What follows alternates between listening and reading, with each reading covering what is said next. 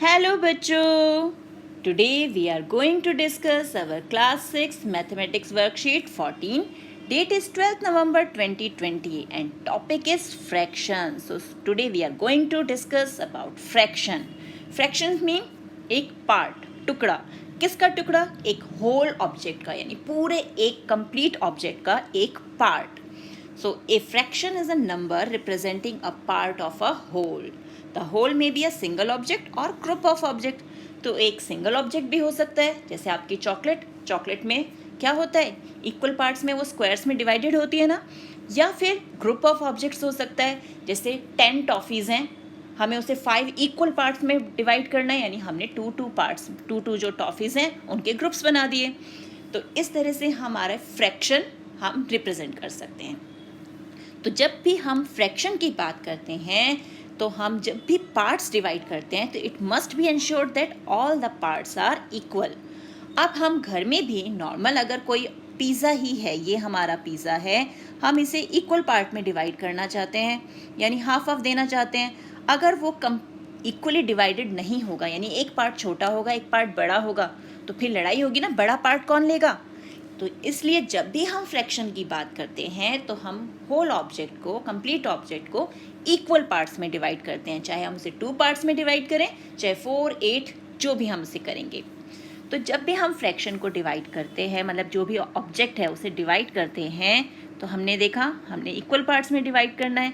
तो अब जैसे हमने इसे 4 इक्वल पार्ट्स में डिवाइड कर दिया, तो ये पार्ट्स हो गए 1, 2, 3, 4. 4 पार्ट्स में से हम कौन सा पार्ट ले रहे हैं? हम ले रहे हैं सिर्फ एक part, only 1 part. It means 1 out of 4, यानी 4 पार्ट्स टोटल थे, उसमें से हमने 1 पार्ट जो है वो शेड कर दिया. इट मीन्स हमने वो ले लिया, अलग कर लिया.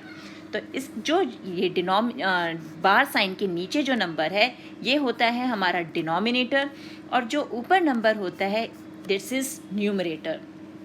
सो denominator shows how many equal parts are there, कि हमने एक ऑब्जेक्ट के कितने इक्वल पार्ट्स किए वो हमें पता चलता है डिनोमिनेटर से. और न्यूमरेटर शो करता है कि हमने कितने पार्ट शेड किए हैं या कितने पार्ट्स हमने ले लिए हैं. नेक्स्ट, जैसे अब यहाँ हमने अगेन ये 4 पार्ट्स में डिवाइडेड है, यहाँ हमने कितने पार्ट्स ले लिए? 2 पार्ट्स, यानी 4 पार्ट्स तो टोटल थे एंड वी टेक 2 पार्ट्स, हमने उसमें से 2 पार्ट्स निकाल लिए. अब इसे सिंप्लीफाई करें तो 2 1 ज़ा 2, 2 2 ज़ा 4, so we get 1/2 here. It means हमने हाफ ऑफ द ऑब्जेक्ट जो है वो ले लिया है, हाफ पोर्शन है ना ये पूरे शेप का. सिमिलरली अब यहाँ 4 पार्ट्स में से हमने कितने पार्ट शेड कर रखे हैं?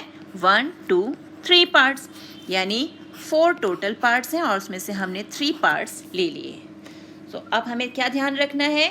Denominator means number of equal parts and numerator means number of shaded parts. So 5/7, 5 is called the numerator and 7 is called the denominator. ये हमें पता चल गया. जो अपॉन का साइन है, ये जो बार साइन है, इसके ऊपर जो नंबर है दैट इज न्यूमरेटर, और जो नीचे नंबर है दैट इज डिनोमिनेटर. अब देखते हैं नंबर लाइन पे इन फ्रैक्शंस को हम कैसे रिप्रेजेंट करते हैं. सो अब हमारी ये है हमारी नंबर लाइन, और हमने क्या किया, इसे 2 इक्वल पार्ट्स में डिवाइड कर दिया, क्योंकि हमें इक्वल पार्ट्स में ही डिवाइड करना है. तो ये रहा 0 और ये रहा 1, तो 2 पार्ट्स, यानी बिल्कुल मिड में हमने इसे डिवाइड किया. अब 1 पार्ट हमारा ये हो गया और 1 पार्ट ये. तो फर्स्ट पार्ट हो गया 1/2, यानी 2 पार्ट्स में से हमने 1 पार्ट लिया. सेकेंड पार्ट क्या होगा? 2 आउट ऑफ 2, यानी 2 के 2 पार्ट्स हमने ले लिए. सिंप्लीफाई करेंगे तो क्या मिल जाएगा हमें आंसर? 1.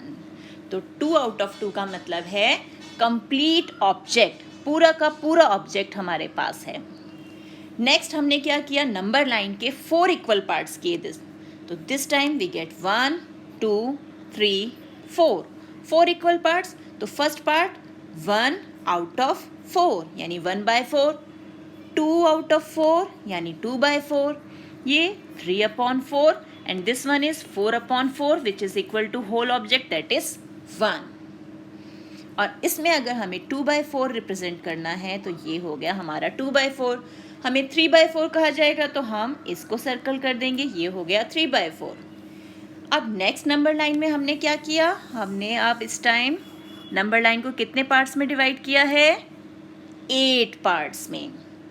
1 2 3 4 5 6 7 8। तो ये हो गया first part, that is 1/8। Second part 2/8। Third part 3/8, क्योंकि 3 आउट ऑफ 8 पार्ट्स, यानी हमने 8 में से 3 पार्ट्स ले लिए। 4/8, 5/8, 6/8, 7/8 और लास्ट हमारा complete object 8/8 which is equal to 1। तो जब आपके मार्क्स आते हैं तो आप कहते हो ना 10 आउट ऑफ 10 आए, यानी फुल मार्क्स आए। 20 आउट ऑफ 20 फुल मार्क्स, यानी जितना था उतने के उतने मार्क्स आपको मिल गए, यानी कंप्लीट ऑब्जेक्ट हमें मिल गया। अब यहाँ जब हमने इसे डिवाइड कर लिया तो अब ये हो गया 4/8 रिप्रेजेंट कर सकते हैं हम। 7/8 रिप्रेजेंट करना है तो इसे सर्कल कर देंगे। तो इस तरह हम नंबर लाइन पे फ्रैक्शंस को शो कर सकते हैं। तो अब क्या करना है, अब हमें करने हैं question solve. So let's do question number 1। तो क्वेश्चन नंबर 1 क्या है हमारा, represent following on number line, यानी जो अभी हमने सीखा ना वही हमें यहाँ करना है। तो हमारा मेथड क्या होता है, फर्स्ट पार्ट है 2/3 एंड 1/3। तो अब सबसे पहला काम हमें ये देखना है कि इनका डिनोमिनेटर कितना है, क्योंकि जो डिनोमिनेटर होगा हमें नंबर लाइन को या ऑब्जेक्ट को उतने ही इक्वल पार्ट्स में डिवाइड करना है। तो 3 is the denominator, it means ये रही हमारी नंबर लाइन, ये रहा 0 1 2 3। हमने 3 इक्वल पार्ट्स में डिवाइड किया।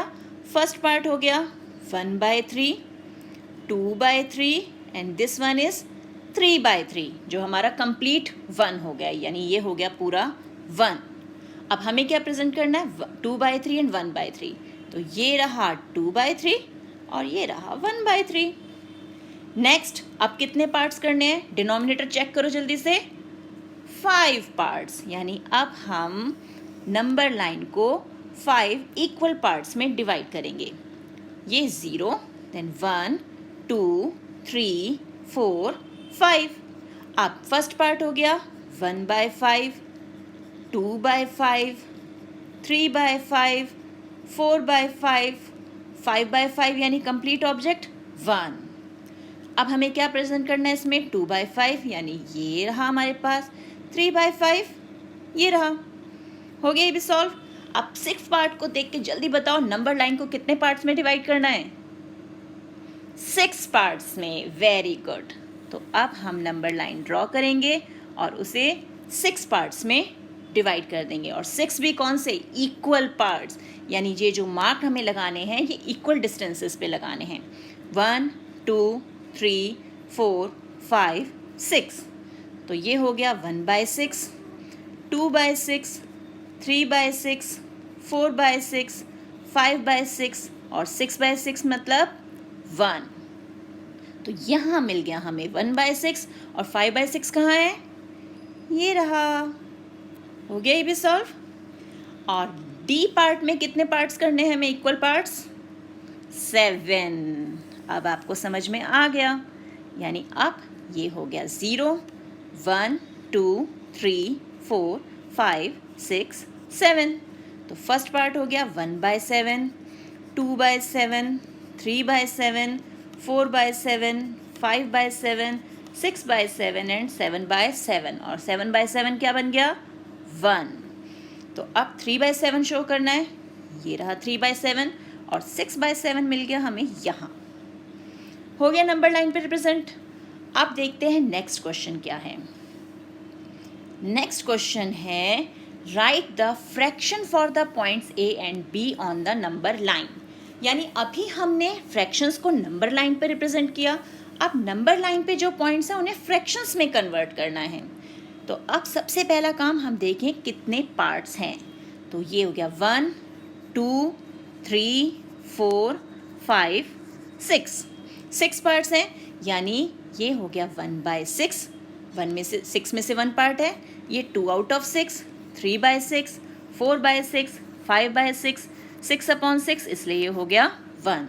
तो अब a किसके इक्वल है, a की वैल्यू है 2/6। और बी की देख के बताओ जल्दी से, बी कितना है यहाँ पर? 5/6। तो हो गया क्वेश्चन नंबर 2 भी सॉल्व। अब देखते हैं नेक्स्ट क्वेश्चन। नेक्स्ट क्वेश्चन है हमारा question 3, right fractional part of shaded region. यानी ये जो पोर्शन शेड किए गए हैं उनके लिए फ्रैक्शनल पार्ट लिखना है। ये तो बहुत इजी है। सबसे पहला काम, कितने इक्वल पार्ट्स हैं वो काउंट करो। 1 2 3 4, यानी 4 पार्ट्स टोटल हैं। और कितने शेडेड, यानी हमने कितने ले लिए? 3 पार्ट्स। तो फ्रैक्शन हो गया 3/4। आप बी पार्ट में देखें, 1 2 3 4 5 6 7 8, तो टोटल पार्ट्स हो गए 8। और कितने शेडेड हैं, यानी हमने कितने लेने हैं? 2 पार्ट्स, तो 2/8 है ना, इजी है। अब देखते question number 4। Question number 4 is represent and shade the following fraction in any geometrical figure। कि कोई भी ज्योमेट्रिकल फिगर बना के ये जो फ्रैक्शंस हमें दिए हुए हैं उसमें शेड करने हैं। तो मेथड वही, जो डिनोमिनेटर है उतने पार्ट्स, इक्वल पार्ट्स में हमें ऑब्जेक्ट को डिवाइड करना है, और न्यूमरेटर जो है उतने पार्ट्स शेड करने हैं। तो फर्स्ट है हमारा 3/4, डिनोमिनेटर क्या है? 4, यानी हम जो भी शेप ले रहे हैं, हम ले रहे हैं यहाँ रेक्टेंगल की शेप। तो ये रेक्टेंगल हमने ले लिया। अब इसे हम 4 इक्वल पार्ट्स में डिवाइड करेंगे, 1 2 3 4, यानी ये हो गया 1 2 और ये 3 4, यानी 4 पार्ट्स में डिवाइड हो गया। न्यूमरेटर इज 3, तो 3 पार्ट्स को हम शेड या कलर कर देंगे। आप कलर भी यूज़ कर सकते हो। नेक्स्ट है 3/5, डिनोमिनेटर क्या है यहाँ पर? 5, तो हम अपने रेक्टेंगल को कितने पार्ट्स में डिवाइड करेंगे यहाँ पर? 5 इक्वल पार्ट्स में। तो 1 2 3 4 5 हो गए 5 पार्ट्स में। और कितने शेड करने हमें? न्यूमरेटर देखो 3, तो ये हमने 3 पार्ट्स शेड कर दिए। तो ये हो गया बी का सॉल्यूशन। तो ए हमने कर लिया, बी हमने कर लिया। Next is C. अब सी को देखकर जल्दी से बताओ, इस बार हमें अपने रेक्टेंगल को कितने इक्वल पार्ट्स में डिवाइड करना है? जल्दी देखो, 6, क्योंकि इसका डिनोमिनेटर है 6। 1 2 3 4 5 6 पार्ट्स हो गए। और शेड कितने करने हैं? 2, तो ये 2 पार्ट्स हमने शेड कर दिए। हो गया सॉल्व। तो इसी टाइप के और क्वेश्चंस की प्रैक्टिस कीजिए। मिलते हैं एक और वीडियो में, तब तक keep practising and enjoy maths.